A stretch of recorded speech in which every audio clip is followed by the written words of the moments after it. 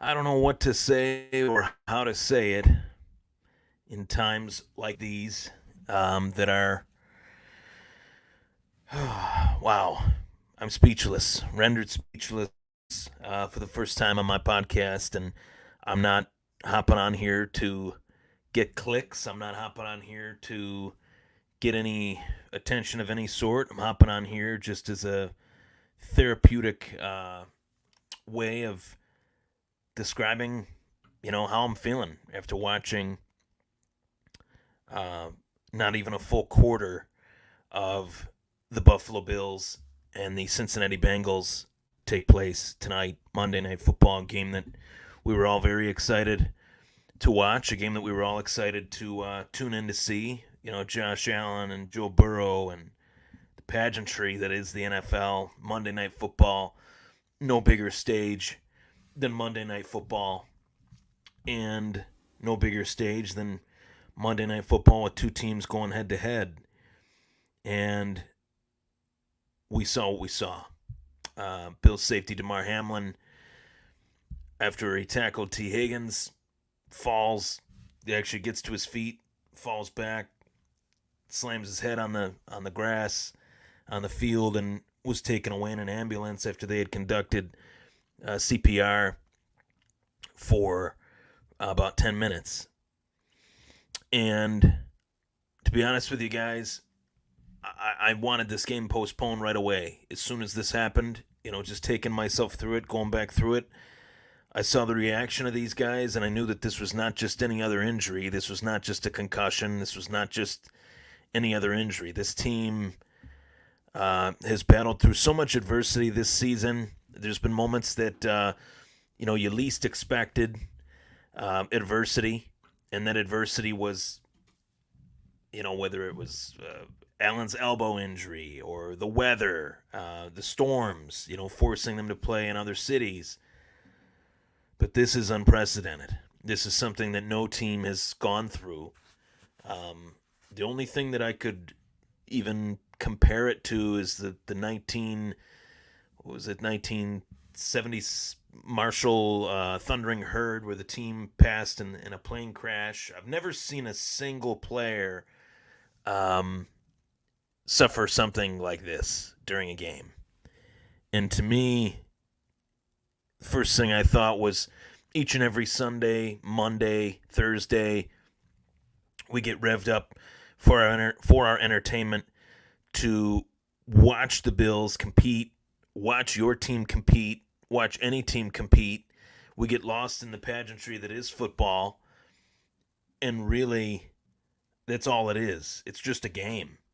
That all this stuff that's behind me, all it represents is just a game, and that game is a very violent game. That game is a game that guys dedicate their lives to and risk their lives. They dedicate their lives in terms of physically being prepared to play that game, whether it be at the modified football level, the high school football level, the collegiate football level, or if they're lucky enough to be the 1% of the 1% that is the players of the National Football League.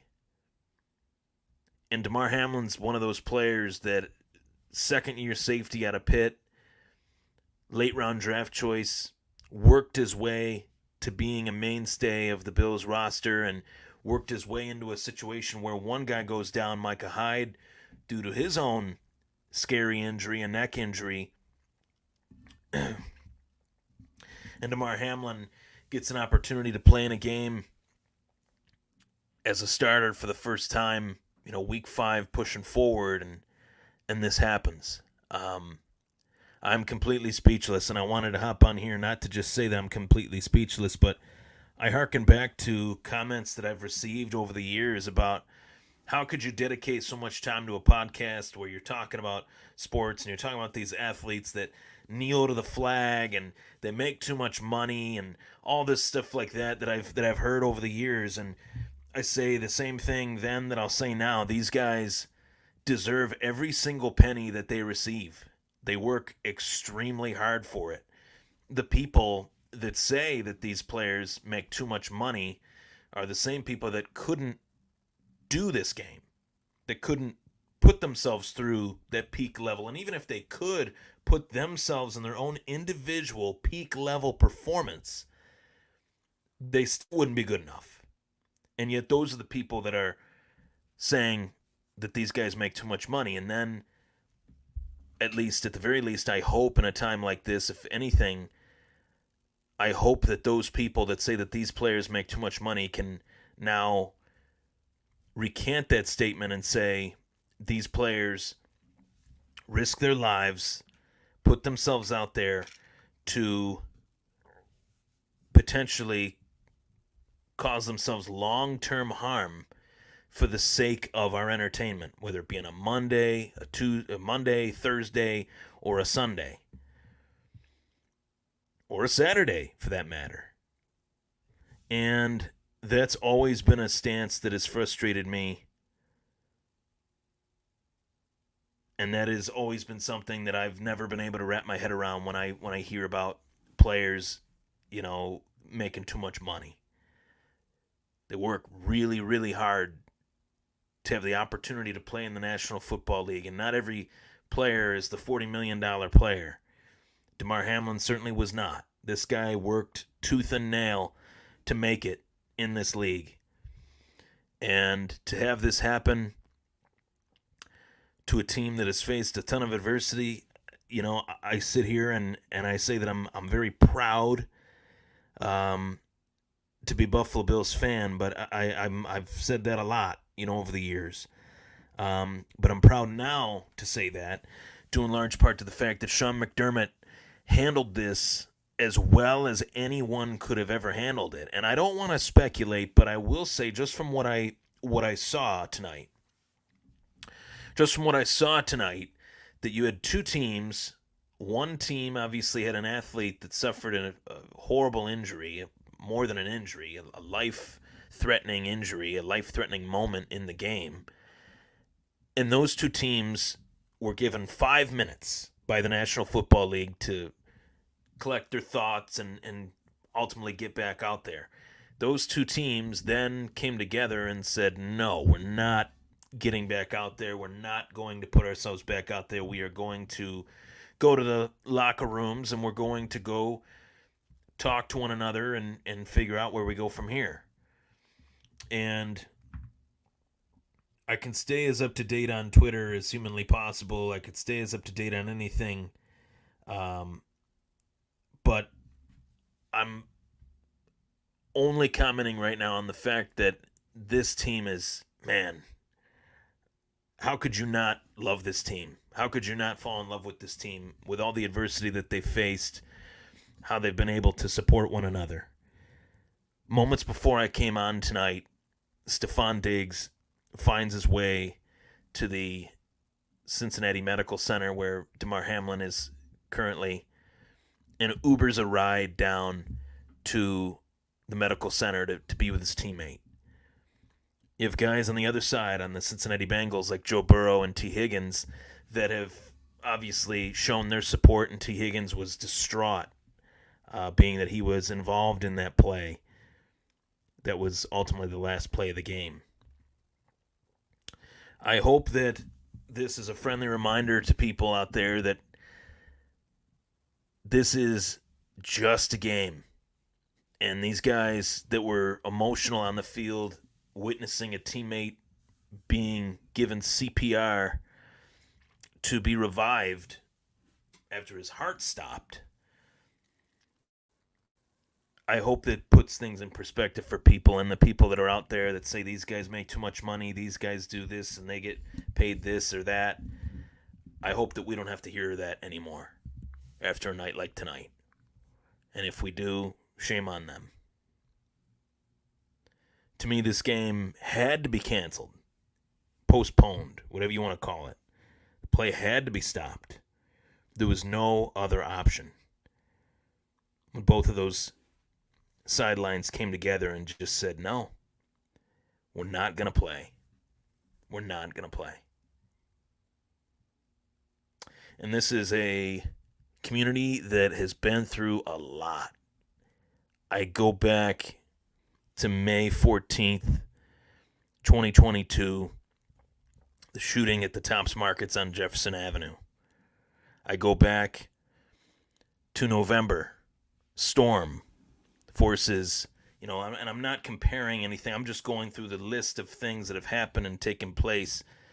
The Tops shooting was one of the most horrific days of my lifetime, especially living in Buffalo and seeing how the community came together reminded me of a moment like this where I'm on Twitter and I'm on Facebook and I have this show where I communicate with Bills Mafia members all the time and they talk to me about the Bills, but this community rallied together in moments that are truly unfathomable, and that's why I love the Buffalo Bills. Outside of football, they represent a community that I care about greatly, that I've been born and raised and, thrived in the last 30 years, or I'd like to think so. But this is an emotional night. I debated whether I should hop on tonight. I debated whether I should hop on and discuss this or should I just go to bed and sleep on it.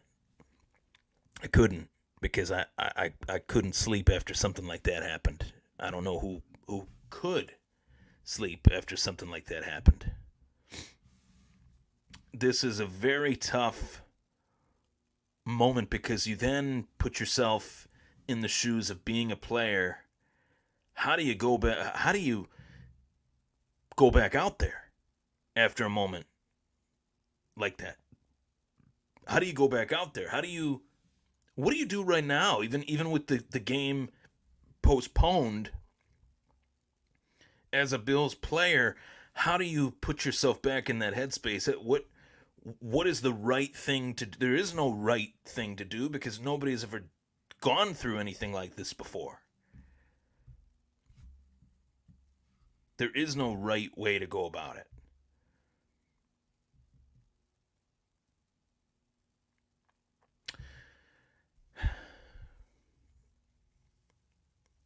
I hope that the National Football League continues to make player safety a higher priority.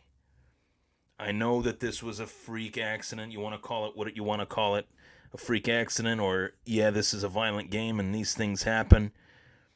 But this was a moment that I never want to see anything like this again. It was horrifying. It was sad. It was devastating. It was truly devastating watching that tonight. I got word that the Buffalo Bills are still in Cincinnati. I want to give a shout out to the people that I've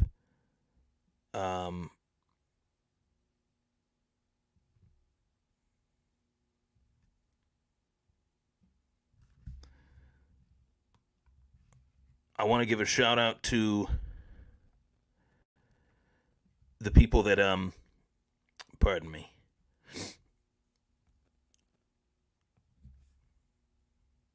I want to give a shout out to the people that I respect in terms of this night, in terms of coverage.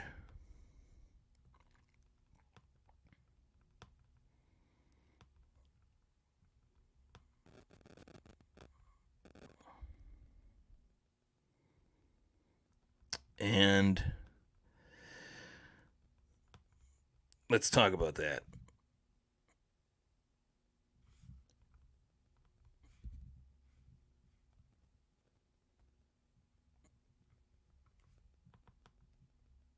So, I'll also say Adam Schefter deserves a ton of respect tonight. He's always been somebody that I've admired in terms of how he's covered the league and how he's approached covering the league. And I think he did a great job tonight.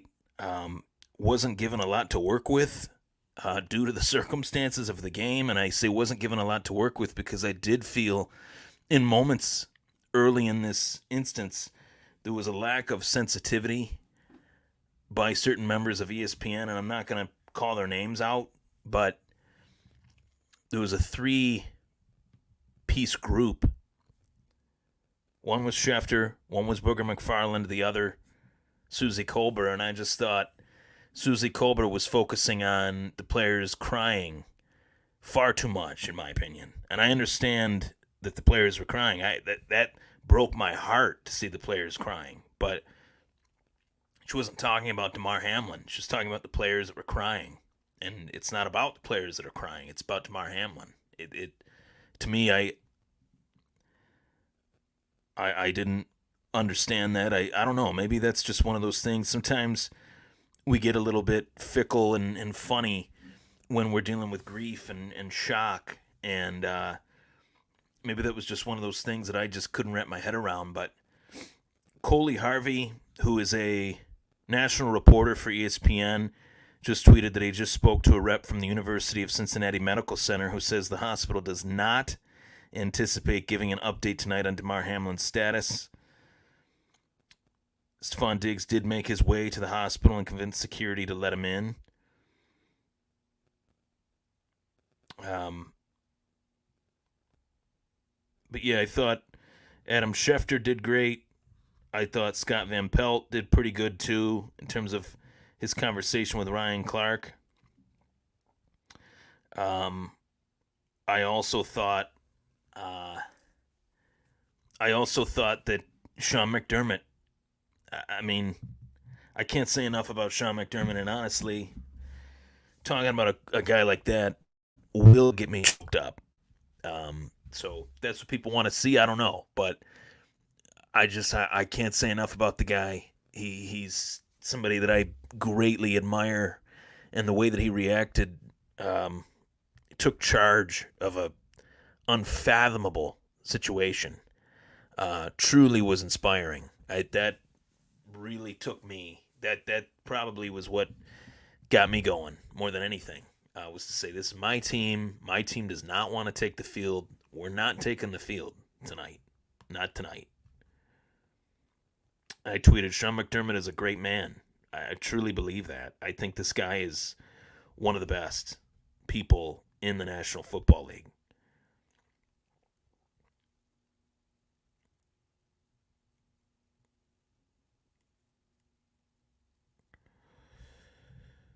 Oh, man.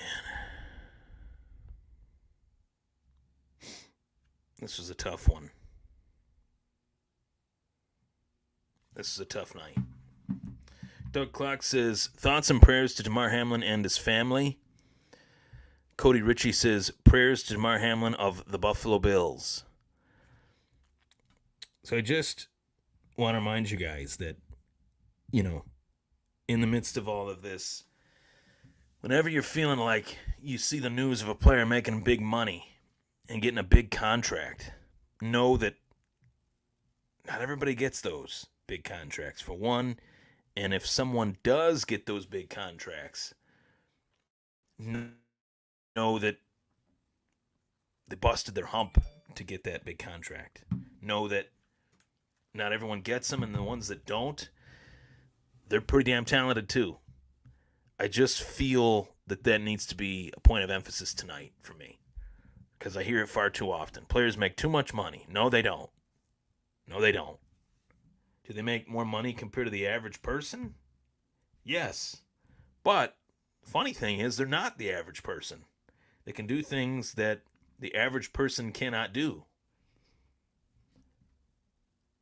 Zach Taylor. Zach Taylor was another one. Zach Taylor, the Bengals head coach, what he's done with the Cincinnati Bengals is nothing short of remarkable. And I think you had to have two coaches agree to put a stop to this. The NFL was not going to do it. It took the NFL over an hour to allow the Bills and the Bengals to come to the decision that they weren't going to play in this game. And that is pathetic. Pathetic by the NFL to not allow or to not intervene and say, you know what, no. The NFL ultimately and the Players Association ultimately said that it just Crazy. I don't even know what I lost my train of thought there, but this is just something that I think this has been a year of true heartache for this fan base. What I was talking about as far as the NFL, I can't believe that they forced the teams to decide whether they should play the game or not. I can't wrap my head around that. To me, that's just completely unfathomable. And both teams, rightfully so, were shaken to their core that this guy was one of them out on that field. There is a human element to this game that we talk about it all the time in terms of winning and losing and coaching and how a coach can make a player better as a person on or off the field. But it's more about the relationships that these guys build between themselves as a part of a team. That's the biggest part of this sport, is that it's a team sport, and how these guys get acclimated and how these guys build relationships and build bonds and build brotherhoods, that these guys see their teammates more than their families, willingly, based on the career path that they chose. From the months of July to, God willing, if they're in the Super Bowl, February. It's a long time. So, of course, the Bills aren't going to want to go back out on the field. Of course, the Bengals are not going to want to go back out on the field. And yet, the NFL said, you know what? We're going to give you guys about an hour to decide. It's bullshit. It's disgusting. And I have no other words to say than that. I don't like to say anything that is considered a swear word, but that to me, I have no respect for that at all. No respect. These guys were not in the right mental state to continue this game. I did get word that Damar Hamlin's vitals are normal. And the source is Jordan Rooney, who is the marketing rep for Damar Hamlin. His vitals are normal. He is sleeping with a breathing tube. Continue to pray for Damar Hamlin. I will also post the link in this video to the GoFundMe.com fundraiser, Chasing the M's Foundation Community Toy Drive. This is Damar Hamlin's Toy Drive fundraiser as they wait for updates. Just trying to do something good is what the words of most are in regards to this GoFundMe page. $1 million has been raised out of the $2,500 goal. $1 million has been raised over the course of the last 2 hours. Truly astonishing. $5,000 donation was just recently posted to this GoFundMe page. Man. That's the stuff that gets me going.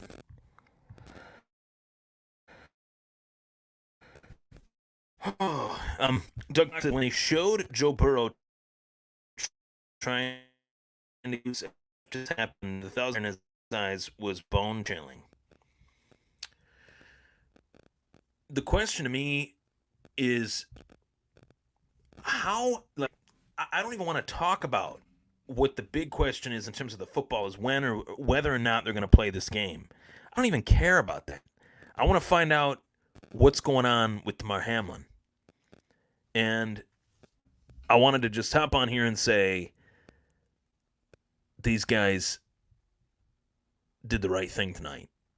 This game should not have continued. The NFL should have just said, hey, guys, your call. You don't want to play. We'll let you call it. Eventually they did. But it took them too long, in my opinion. That's all I got to say. Thanks so much for tuning in, everybody. Prayers up to Damar Hamlin, Buffalo Bills safety. We're all praying for you, hoping that you make it out okay. And this has been a whirlwind of a night. Bills Mafia, let's stick together. As we always do in times of adversity, we show that we're able to support one another when times are unprecedented and when times are extremely tough. I'm Ryan Thomas. Prayers up to Damar Hamlin.